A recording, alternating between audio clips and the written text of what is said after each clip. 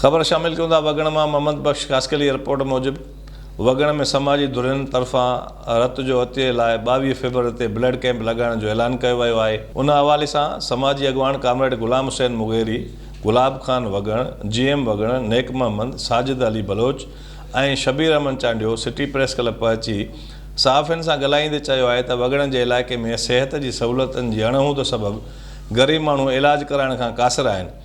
ख़ासि करे थैलेसीमिया ऐं ॿियनि मर्ज़नि में मुब्तला मरीज़नि खे रत जी ज़रूरत पवे थी। संदसि वार सख़्तु परेशान रहनि था ऐं मरीज़ वक़्त सिर रत न मिलण ते बेवसी जे मौत में फ़ौत थी वञनि था।